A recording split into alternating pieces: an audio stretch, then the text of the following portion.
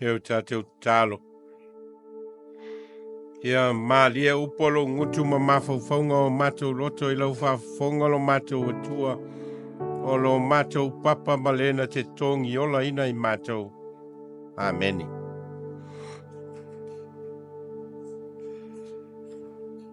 Ia whaunga ina se vaenga o le whaiupo e se furu maleono. Tusi o le Pese a Solomona I lona mta upo e lua. Le amataga o le whaiupo e se furu maleono o te fia whaonga ina e whaima Matua. O lo manamea, o lo lava ia, e whaifo iau mona. O lo manamea, o lo lava ia, e whaifo iau mona. I le ngangana whapertania. My beloved is mine, and I am his.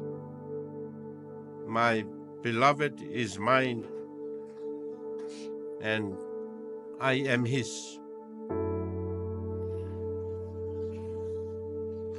Lo whaunga ina le tusi leo le Pese Solomona mo le isi lua vai asu.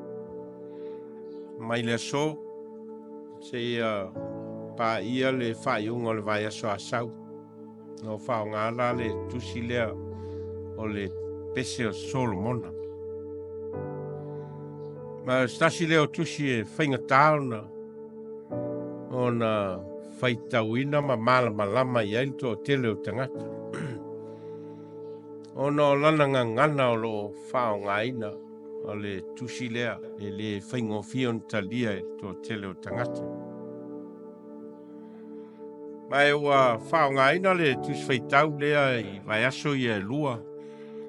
A o loa mai aini Manatu Autu mo le lua vai aso ia e whapea lona whaupunga. O se alofa nau mo le atua.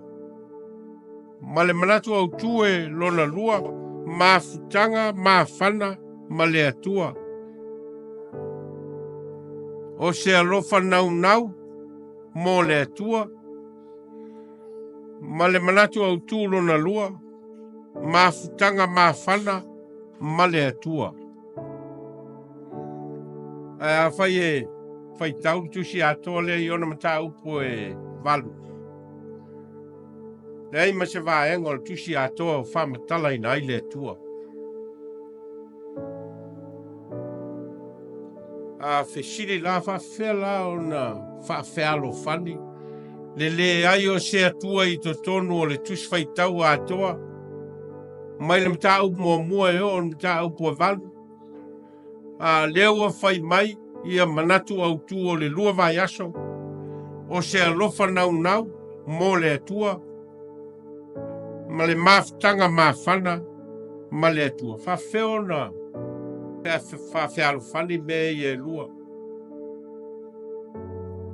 O se tusi e le ta ua ai le atua. A o leo lo ta ua I Manatu Autu. O se alofa nau mo le atua. Ma se maftanga mawhana ma le atua. E mai le matua o lo manamea o laura vaia. E whaifo iau mona. My beloved is mine, and I am his. O le upu leo lo whaunga ina le matua o le upu manamea. O le upu e whaunga ina I le ngangana whaawo I le wā o se li ma se tamaita. Te le whaunga ina ai a le ngangana lea ma le upu lea whamatala ai. E se tangata ua whana nau I ai lo loto ma lo nganga ma lo mawhawha. Ma o tangata foi ua e alofa ia. Ma oe manao lua te mafuta tu mau. Whamatala la tangata na I le ngangana. whawhainga wo o le manamea. Le lai, whai mai ai le Manatu Autu o lo manamea o lau lava ia. E whai foia mona. My beloved is mine and I am his. O le ngana e whamatala i le whawhia ngai o le li. Ma le tamaitai. Tusi atoa le ta ua o le Pese Solomona o le tusi o lo whamatala ai le whawhia ngai o le li ma le tamaitai. O le tane ma le whawhine. Mai lawa i mtau mua se yo mtau pue valu o le whamatala ina lea. O lo whamatala ina foi se ngana whawhatu solo. E whamatala ai le whawhia ngai lea. Le wao le li. Malta maita.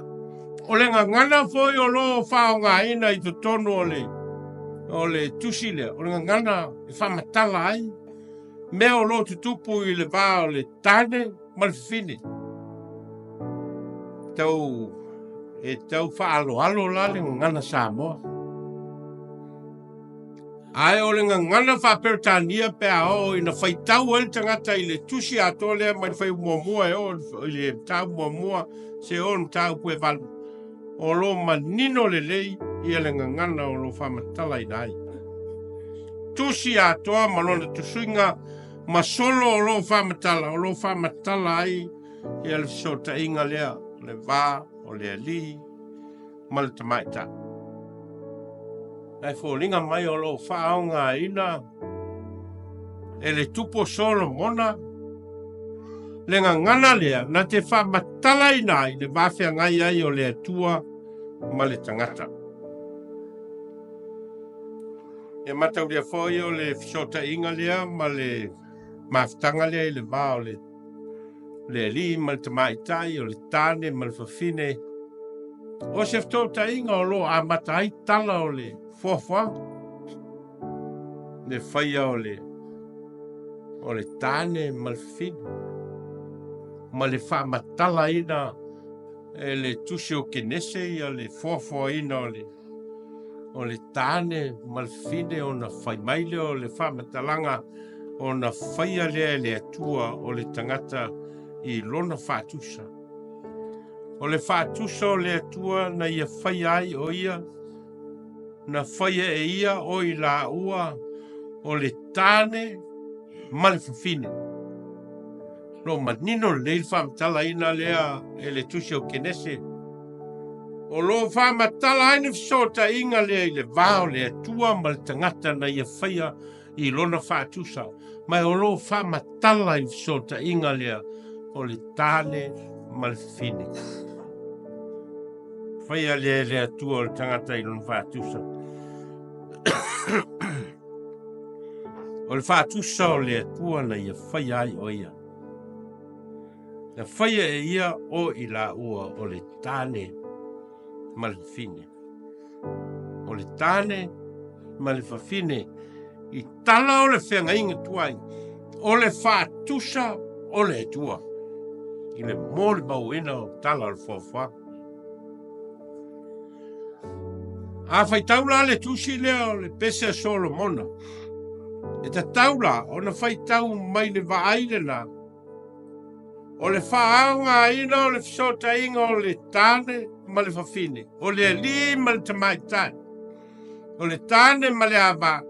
E whamatala ai le fisota inga lea i le vāo le atua ma le tangata ola. O lo whamatala ina foi le whenga inga fau whai mai o le whatua nofutane ma le whatua whai ava. O lo whamatala ai le fisota inga i le vāo Iesu malana e kalesia. Lo whao ngā foi lale.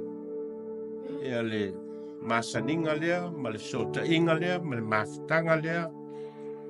E le vāo le tane. Ma le ava, le vāo le tane, ma le fine. E atangia ai le whātusa i le vāo Iesu Keriso malana e kalesia. A ola in faitau i tala lea. Ma le tusi atoa lea o Pese a Solomona. Tau lao na faitau mai le vaai lea. Ma nei ale pao ngā ina le tusi o e soto le. O le sota inga o le alofa i le vao le atua malona nu o Israel. Ma le whatonunga le atua ia Israelu. Ia e alofa atu i le li lo tua. Ma lo loto atoa. Ma lo nganga atoa. Ma lo marosi atoa. Love the Lord your God with all your strength and with all your mind and with all your soul. Ao in wha matala mea ia o le alofa i le loto atoa, ma le nganga atoa, ma le malosi atoa o sili.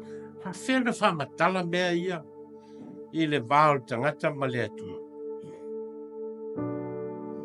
A se sila il tusi leo Pese Solomona o lo wha matala ai le nau o le ali le tamaitai ma le nau o le tamaitai le ali a lo wha matala ina i mea ia o le malosi atoa ma le nganga atoa ma le mafau atoa ma la ngona atoa o lo whai elefso ta inga lea mai fo linga mai o ina lea e tau ma whai ia le tupo Solomona e wha matala ai le vafea ngai o le tangata ma le atua. Ao ina moni so ta inga i le vao le ali ma le tamaitai o le tane ma le fafine ma le leif so ta inga o le whatusa lea o le vafea ngai ai o le tangata ma lona atua. Tolu vaenga tele o le tusi lea o le Pese Solomona o lo wha tau mawhai a le Pese ma le tusi le tau wha matala mai mo tātou. Vaenga mua